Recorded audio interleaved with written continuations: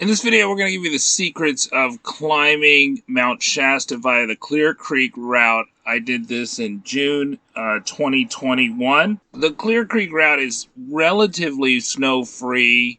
It's not the most popular route. The most popular route is the Avalanche Gulch route, but the Clear Creek is generally seen to be one of the less technical routes of climbing, one of the only two 14ers in the Cascade range, the other being Mount Rainier. One of the great things about Mount Shasta is that it does not have a complex permit process, and you can choose your weather very well. And the reason why I wasn't able to climb Mount Rainier was because I had a very inflexible schedule based on the dates that I had booked with a guiding company. But with Mount Shasta, and even unlike Mount St. Helens, the volcano that blew up in 1980, you don't need to get a permit on recreation.gov. You can self-issue your permit at the trailhead for Clear Creek for $25. I think there's an additional $5 wilderness permit fee, so it costs a total of $30, but you self-issue that, and you can climb whatever day you wish. So I saw some really nice weather coming up as I was coming south from Oregon, and went for it. The other key thing I think that people underestimate is the effect of altitude. If you have to do more than 4,000 feet of altitude in one day, that's probably too much for most people, unless you're very, very, very fit and very, very, very fast. So if you can break it up, your altitude gain, into multiple days, and so then you stand a much better chance of summiting than someone that tries to do it all in one day hike. Don't think too much about the distances, but think a lot about the altitude that you're going to gain in a single day. Okay, so it's like 9 a.m. I slept in today on purpose because I planned for a really short day today. So I got the heavy pack, I got the tent, the small tent, the sleeping bag, the sleeping pad, the cook things. So I'm going to boil water. I also have iodine, and I also have a filter. But all those things I want to leave at camp, but I want to camp near the water so I have a good water source, go to it whenever I want to. That leaves about a 6,000 mile day tomorrow, but I think that's the better choice. The other thing is, I don't trust my tent at like high elevations. It's not a good tent. It's a Walmart tent. It's a Walmart kids tent. Hopefully you're going on a dry day. It's kind of a desert here. There's no rain, no clouds. Looking really good this weekend. Light winds for Saturday, Sunday. Today's Friday. 5 to 10 winds at the top. But it's a really long drive to the trailhead. I would not recommend doing the trailhead drive during the evening, just because you want to see it as good as you can. But it's really well marked, except I will say that Google Maps will get you well into the four-wheel drive roads, but it won't get you all the way to the trailhead if you're using the navigation feature. Even though they do have it correctly marked on their map where the trailhead is, they just say there's no roads to it. That's probably because they had a lot of two-wheel drive or low clearance vehicles complaining that they were getting stuck.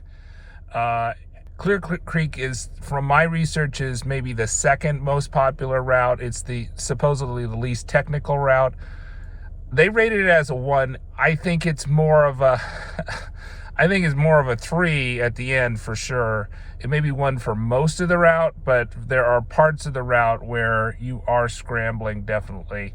And, you know, as you get higher, it gets steeper. So it's definitely not a 1. Not a 2, I don't think either. But it doesn't take technical climbing skills. You do have rock fall with people kicking stuff below you, so that's the big risk here. So we're gonna keep on moving up the trailhead. It should be really warm. I think it's gonna be warm all today, and then I'll need my layers tomorrow as we get some elevation. So it's 10:36 and I just calibrated my watch to 6,800 feet. So I guess I'll start walking in a little bit. I talked to a couple guys that went up to Mushroom Rocket. They also were pretty emphatic that they left at dawn, and they probably should have left before dawn to give themselves more time to get from the 8,300 foot Springs camp. That's the last water stop, and that's my destination for today. So gave me good things to think about. And also just a guided climb just came in with 4 people. You can tell they're guided because they didn't fill out permits. But my permit's all filled out. So you can fill out the permit right here. So very easy, kind of spur of the moment. You get 3 days. You can only leave your tent for 24 hours, but that should be plenty because if you're spending more than 24 hours, you're spending time on the summit. So that you don't, where you're really cold. So I'm ready to go. Wish me luck. So the first part of the walk, the first 2 or 3 miles, is in the woods. And really the Springs camp is like the top of the tree line, the edge of the tree line. So once you get out of the tree line, where you can't see any more trees, then you know that you're pretty much past the Springs camp area. And that's the last water stop. You can camp higher, but then you won't have water at your camp. And I think that's problematic for meals and also departures. So that's why I take the extra elevation in one day to have the water resupply. There's the buttress at about 9,000 to 10,000 feet. So there's a bivvy location along that buttress there if you want. All right, so I'm at 8,300 feet. I haven't seen the camps yet, but maybe my calibration is off, even though I calibrated. What's interesting is at the summit, you can see the summit pyramid here. And one of the things they say when you get up to near the summit is that you want to go west, I think, because if you go east, then you get kind of cliffed out. And you can see that from here because we have a nice view of the summit pyramid, which you won't have on a cloudy day and not from all angles. Apology, it's a summit castle, really, because it's not a pyramid. It looks like a castle, and you look for that castle part and you found the summit. We've emerged from the buttress. I think we're very close to the camps. We're gonna down climb a little bit, but it's looking good. It's a lot windier here, big temperature difference, so keep that in mind. So I can make out one of the red tents, so maybe only one person's camping at the moment, and I also can make out the higher bivvy sites for the buttresses. I plan to stay close to the water, so I'm not going to go to the higher sites tonight. Oh, and my watch says 8,400 feet, or 8,400 feet, so my calibration is either off or maybe the location is closer to 8,500 feet. My watches are only showing about 2.5 miles, and they said it was 4 miles to the camp, so it's conceivable we got another mile walk or so before we kind of get to the spring in the camp. So the Springs camp's about 8,500 feet. It's good to get there early, pitch your tent, have your dinner, go to sleep early. There were a ton of people coming in after I came in, and there were very large groups. There were specifically two. There was a large church group, and then there was also a large guided group, and they were planning to leave around 12 and 2 a.m. And so I was going to use them as my alarm clock, following the advice of the two people I met in the parking lot that said 5 a.m. was too late, right? Remember, we are climbing almost 6,000 vertical feet, even from the Springs camp. So that is a lot of climbing. So that's why you start before dawn. It was fortunate that I started before the 2 a.m. rush because I got lost, and then I ended up following lights and then following a guided party that was going about my speed. But they knew where they were going, as opposed to me getting lost on the trail. You just want to make sure you don't go off into any gully type things. The switchbacks are actually fairly narrow, and so if you're going up and down gullies side to side, then you've gone too far. There are a few cross trails, but the switchbacks on Clear Creek are really short. And so I followed this guided party up to Mushroom Rock, and that's where we split up. But then they started following me when we did the class 3 ascent. I knew where I was going. And I think that's just because the scree conditions are so poor, there was no good route up. That if there was snow, the scree would hold together better, but without snow, it just is a total mess. So I don't know if this is UFO rock or mushroom rock, but it's about 1,200 feet, a little under 1,200. We go right by it on the trail. You can see it for a while, but we're mostly moving towards the outcropping of rock, the false summit that you either have to go around or you have to go over. It's about 5:15 a.m. So I started about 1:45, about 9,600 feet. I got lost the trail, but because one of the guided climbs was coming out behind, I was able to find their lights and find the trail with them. So since they've been going about my pace, I've been kind of going slowly behind them. All right, so it's 6:20, and I think this is the mushroom rock. This is much bigger than the other one, the false mushroom rock at about 1,200. We're just right under the summit plateau, taking a rest from very steep. Got very steep. Whenever the switchbacks are not wide, at least as wide as 20 feet, then the angle is just way too much. So in this section, we just ran out of decent switchbacks, and the switchbacks are never that long, but they just make it bearable. So next up is to see what the best way to go around the plateau, either straight up or around it. Okay, so I'm in the middle of this, trying to get to the false summit and the plateau to the summit, and it is, I watched 2 parties go through that had guides or people that had done it before, and they didn't seem to know what they were doing. There was no clear path they were taking. The best I could see was that if there's like dirt, if you can see dirt, that's probably solid, and those rocks will probably not give way. But otherwise, it's just very, very, very sketchy.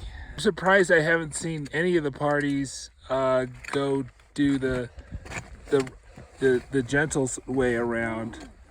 They all went up what I would say is the harder way, but maybe I'm just wrong about my routes.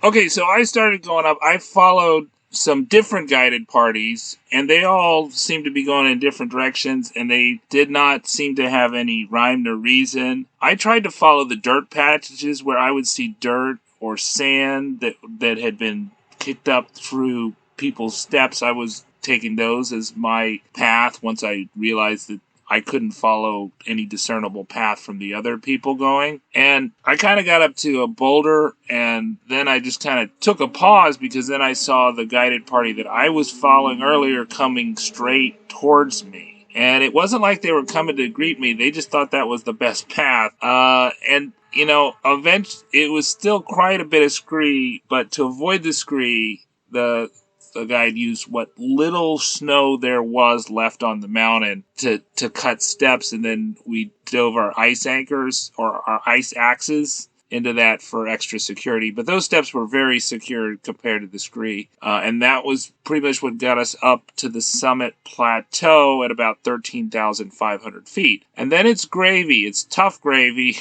It's strenuous gravy, but it's not technically difficult gravy up to the summit after that.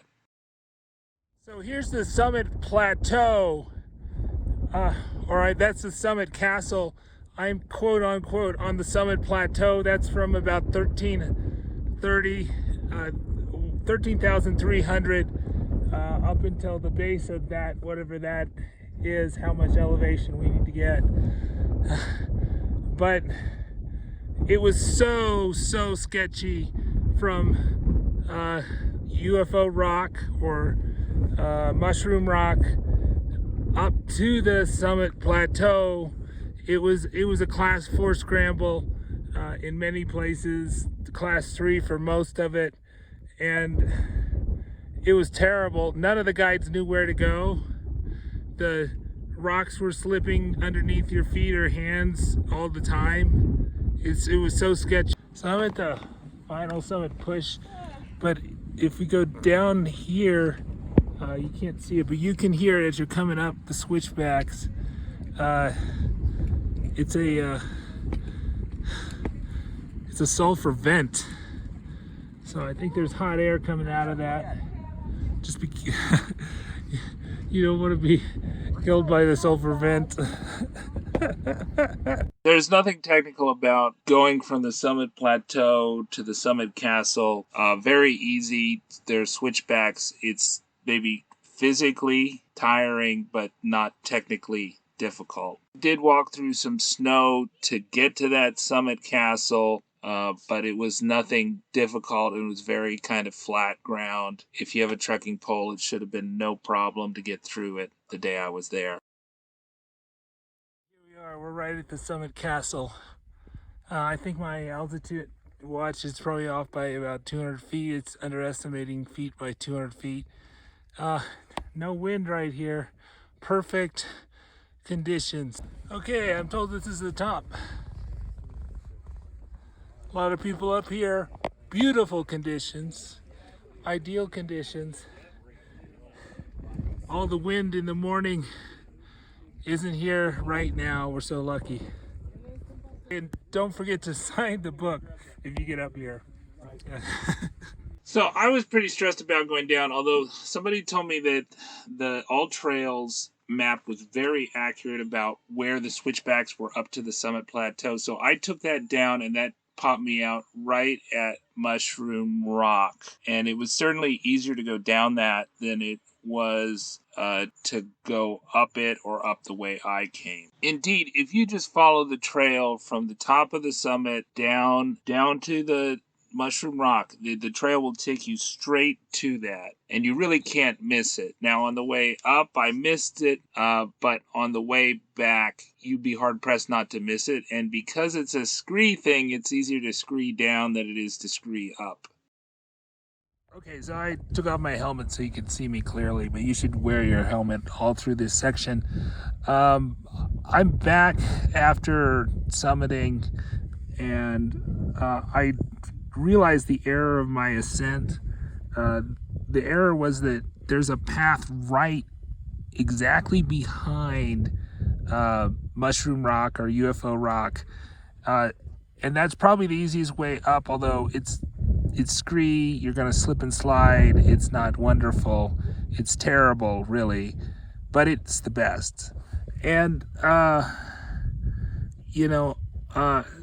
it's pretty easy to find on the way back.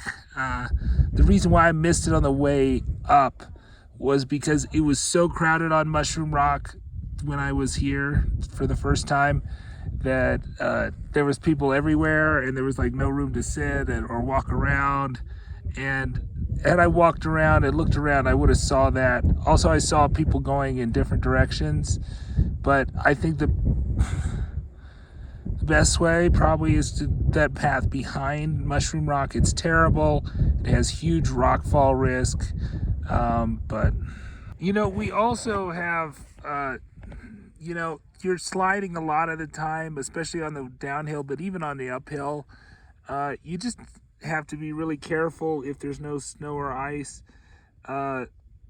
Any rock, the size of a golf ball to a basketball, is probably going to come loose if you dislodge it. So you have to be careful on it.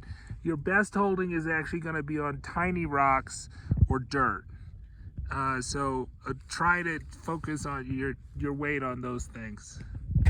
My mountaineering boots were too tight on the way down, and I made really slow progress, but I still got back to camp before sunset. I was too tired, it was too late to go back to the car that night, and I slept like a baby, and I hydrated with iodine water and was happy. Have my little tent. So it's the Sunday morning. I left on Friday, so I stayed the full 3 days. You get 3 days in the wilderness. You could, if things are going well for you, you get an early start. You definitely could take your camp out on the day that you summit.